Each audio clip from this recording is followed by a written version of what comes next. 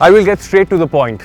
I've been waiting for a really long time to write this, and I know you guys want to know more about it. Since the last time we rode it at a racetrack, changes have happened. Now what are those changes and what is the ride experience really like? Welcome to PowerDrift. Welcome to the first ride of the Ultraviolette F77.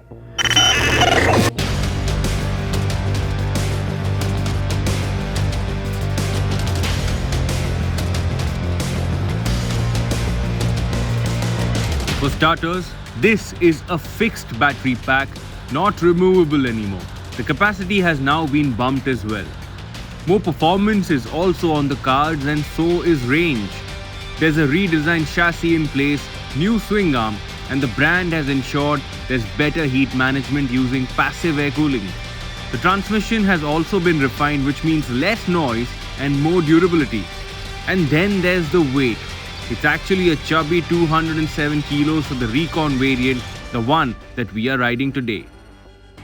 First, I want to talk about performance because why not? We are at a go-kart track. There are three modes that the F77 gets. The first one, which is the base mode, is called Glide. Then you have Combat in the middle and Ballistic at the very top.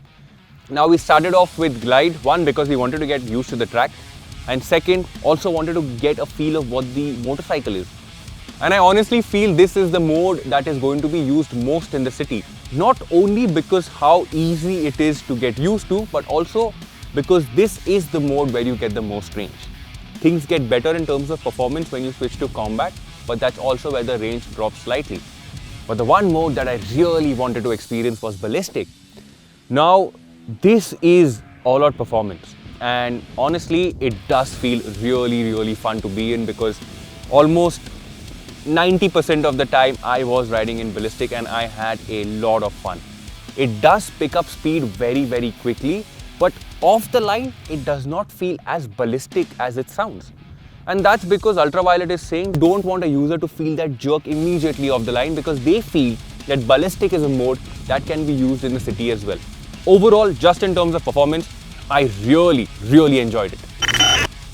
As much as I love the performance, I love the handling too. Doesn't feel like a motorcycle that weighs over 200 kilos.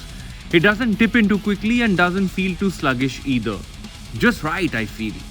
At a standstill though, with the motor on, the drag makes it difficult to move around, but hit the kill switch and you should be okay. If you find it heavy even post that, there's a reverse mode that should help you out. I also want to talk about ergonomics here. This is by no means a commuter. It's involving, engaging and wants to be ridden fast. Having tank grips makes sure you are in place, but without them, you will end up with too much weight on the handlebar. Please test ride and figure out if this ergonomic style works for you or it doesn't.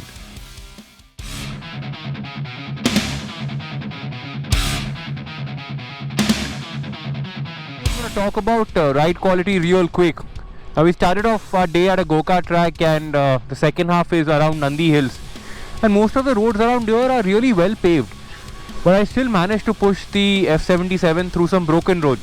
And I'm happy to tell you that its ability to absorb these bumps and to just go through these bad patches of road is really nice.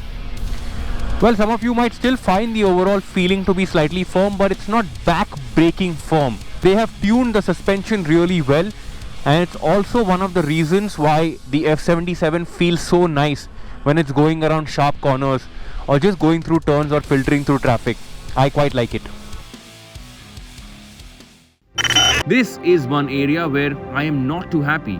While the switch gear feels nice, the paint quality on the mirrors and the triple clamp can be better. The panel gaps are off in places, but Ultraviolette is assured that all of these issues will be sorted once the motorcycles are out for deliveries. If I have to sum up this experience in one word, I think that word is fun. Finally, an electric motorcycle that can be fun. There are a few boxes that it ticks really well. The performance, the handling, and for me personally, the ride quality as well. And apart from these boxes, not once did we face any software issue, any technical glitch. The screen was fine. No problem whatsoever. There was no thermal issue as well. No problem whatsoever. But there are a few things that the brand definitely has to work on. For example, I feel the front brake could do with a lot more bite.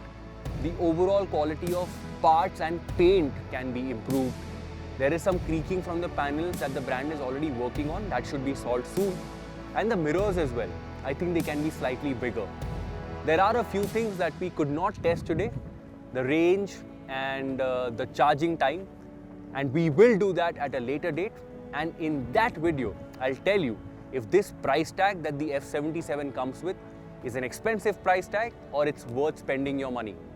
So stay tuned for that video, but for now, the first ride report is done and dusted from the city of Bengaluru. Thank you so much for watching. If you have any more questions, please drop them in the comment section below and I'll be more than happy to answer them for you. See you then. My name is Varun Painter and I will see you later.